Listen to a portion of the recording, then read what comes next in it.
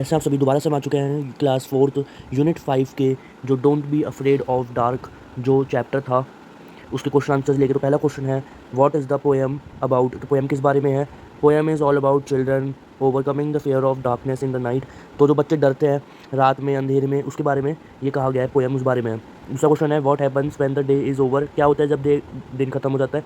When the day is over darkness slowly appears which is called the night. तो जब दिन पूरा हो जाता है तो रात हो जाती है, अंधेरा हो जाता है, जो मून और स्टार्स होते हैं वो चमकना शुरू कर देते हैं स्काई में। What does the earth do when the day is over. Earth क्या करती है जब दिन खत्म हो जाता है? The earth take rest when the day is over. Earth जो है वो रेस्ट लेती है जब वो डे ओवर हो जाता है। What does the poet want us to do at night. Poet क्या चाहते हैं कि हम रात में क्या करें? The poet want us to think about our friends and relatives. Poet चाहते हैं कि हम अपने फ्रेंड्स और रिलेटिव्स, हमारे जो जानकार हैं और जो हमारे दोस्त हैं, हम उनके साथ फ्रेंडली रहें। आर दीज सेंटेंसेस ट्रू और फॉल्स। तो हमें बताना है ये सेंटेंसेस जो मैं बोलूँगा अभी, जो आपको स्क्रीन पे दिख रहे हैं, कि वो ट्रू है या फॉल्स है, गलत है या सही है। पहला सेंटेंस है the poet tells the child to be afraid when it is dark. Poet कहते हैं बच्चों को अंधेरे के समय डरने के लिए, तो ये बिल्कुल ही गलत है, फॉल्स है। दूसरा सेंटेंस है the poet says that stars will always shine eight night. Poet कहता है कि स्टार जो है हमेशा चमकते रहते हैं रात में, ये बिल्कुल ही सही है, ट्रू है। आखिरी सेंटेंस है the poet tells the child to think of friend after it is dark. Poet कहते हैं अंधेरे होने के बाद अपने फ्रेंड्स के बारे में सोचने के लिए, तो ये भी ट्रू है। उसके बाद वर्ड बिल्डिंग है, जैसे कि मून प्लस लाइट तो मून लाइट बन जाएगा, और break plus fast breakfast, good plus night good night. तो ऐसे आपको वर्डों को जोड़ना है और एक ही वर्ड बनाना है। दो वर्डों को जोड़ा, जैसे कि डे और ब्रेक तो day break, water plus fall waterfall, rain plus bow rainbow. उसके बाद अगला क्वेश्चन है find a word in the poem which is opposite of. ऐसा वर्ड ढूंढना है जो अपोजिट हो, जैसे कि वॉर का मतलब होता है लड़ाई करना और पीस मतलब शांति, तो ऐसे अपोजिट वर्ड ढूंढना है। हमको दे रखा है जैसे कि अपोजिट वर्ड एनिमीज, एनिमीज मतलब दुश्मन, फ्रेंड्स मतलब दोस्त, जेंटल और हार्श। तो जेंटल मतलब कि जो आराम से होता है बिल्कुल, जेंटलमैन, और हार्शमैन तो आराम वाला जो इंसान होता है, जो आराम से बात करता है वो जेंटलमैन, और जो गुस्से से बात करता है वो हार्शमैन। लाइट मतलब कि रोशनी, डार्क मतलब कि अंधेरा, नाइट मतलब रात, डे मतलब दिन, और स्टार्ट और सीज। स्टार्ट मतलब कि किसी चीज़ को शुरू करना, सीज मतलब कि एंड करना। फिर अगला क्वेश्चन है look at these words in the poem. ये वर्ड देखने जैसे कि डोंट है, तो उसका हमें बताना है कि उसकी हम उसको मतलब कि अपोस्ट्रॉफी जो ऊपर जो लगा होता है कॉमा, अपोस्ट्रॉफी कहते हैं उसको, अगर हम उसको हटा देंगे तो कैसा वर्ड बनेगा? जैसे कि डिडंट है तो उसको बन जाएगा डिड नॉट, है ना। तो ऐसे सबके साथ नॉट नॉट लगाते जाना है, जैसे कि स्टूडेंट का शुड नॉट, वुडेंट का वुड नॉट, कुडेंट का कुड नॉट, मस्टेंट का मस्ट नॉट। ऐसे करना है आपको सारी, ठीक है। उसके बाद let's talk are you afraid of the dark why. ये पूछा गया है कि क्या तुम डरते हो अंधेरे से, और डरते हो तो क्यों डरते हो? यस आई एम, आप ऐसा लिख सकते हो, मैं आपको बता रहा हूँ कुछ, वैसे तो आप अपनी लैंग्वेज में भी लिख सकते हो, लेकिन मैं बता रहा हूँ आपको कि क्या लिख सकते हो आप। Yes I am afraid of the dark because I can not see anything in the darkness and I may fall down. ये कह रहे हैं कि हाँ मैं डरता हूँ डार्कनेस से, अंधेरे से, क्योंकि क्योंकि अंधेरे में कुछ भी दिखाई नहीं देता और हम गिर सकते हैं, इससे हमें चोट लग सकती है, तो अंधेरे से डरते हैं, ऐसे लिख सकते हैं। अगला क्वेश्चन है what do you do when it is dark. तुम क्या करते हो जब अंधेरा होता है? When it is dark I simply go to bed and sleep. जब अंधेरा होता है तो हम सोने चले जाते हैं रात के समय। Have you ever been very frightened. क्या तुम कभी फ्राइटेंड मतलब डरे हो? Tell your partner about it. तो आपके साथ जो भी है उसको आपको बताना है कि आप कब डरे थे। Yes once I got very frightened once when I was alone at home. जब मैं घर में अकेला था और मैंने डॉग्स की रोने की आवाज़ सुनी थी बाहर, अपने घर के बाहर, जो कि डरा देती है। विच स्केर्ड मतलब स्केर्ड मतलब कि डरना।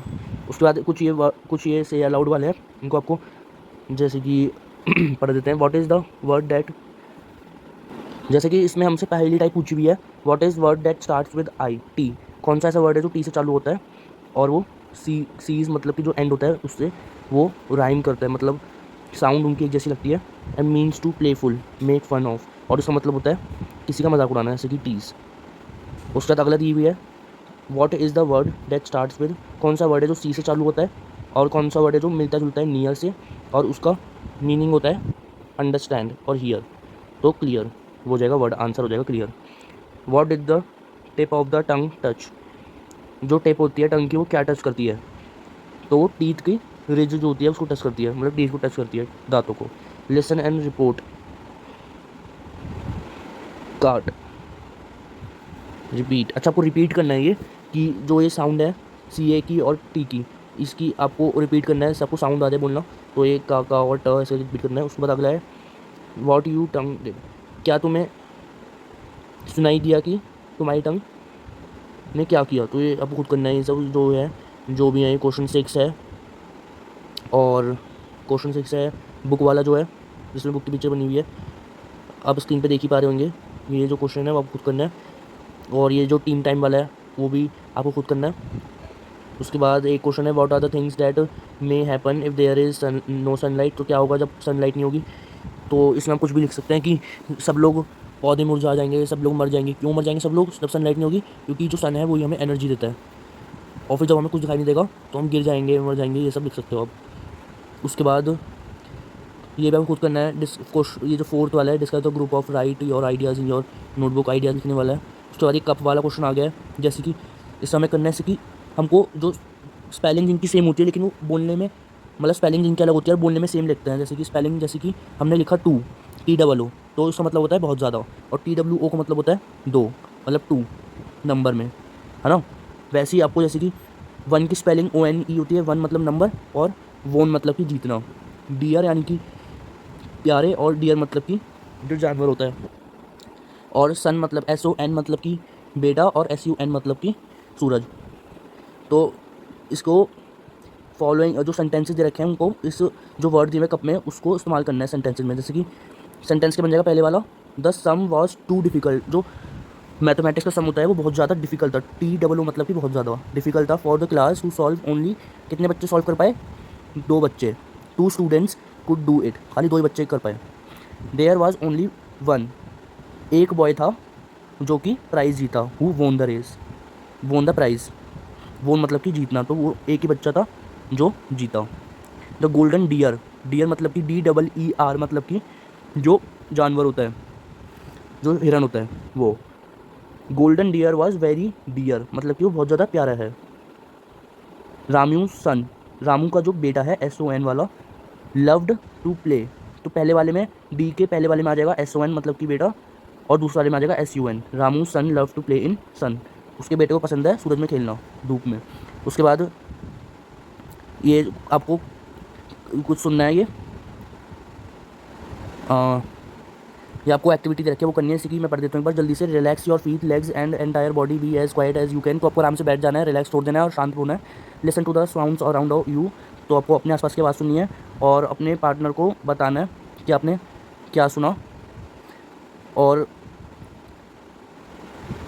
जो आपका पार्टनर होगा वो उस बारे में बात करेगा और उसको नोट करेगा कि आपने क्या सुना है। तो आपको एक्टिविटी करनी है ये, अपना कोई भी पार्टनर लेके।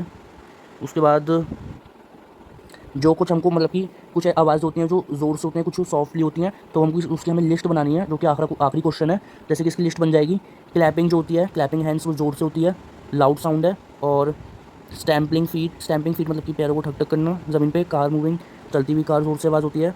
और या फिर धीरे आवाज़ कौन कौन सी होती है? अब वॉर्म मूविंग, एक जो कीड़ा होता है वो चलता है, तो वॉर्म मतलब कि जो ज़मीन में कीड़े होते हैं उसे कहते हैं। बड ब्लूमिंग, या फिर बटरफ्लाई फ्लाइंग, तितली उड़ रही है। या फिर फेदर ड्रॉपिंग, पंख नीचे गिर रहा है। आंट वॉकिंग, विंड ब्लोइंग, हवा चलना। या फिर चुप कराते हैं इसको तो बोलते हैं, तो वो बोलना, विस्पर करना। लीफ फॉलिंग, पत्ती गिरना। टिप टॉय, या फिर जो टिप टिप की आवाज़ होती है बारिश की, वो भी धीरे होती है। तो ये सब जो है वो धीरे आवाज़ वाले हैं चीज़ें। तो ये तो चैप्टर की एक्सरसाइज आपको पसंद आए तो लाइक शेयर सब्सक्राइब कमेंट कीजिए।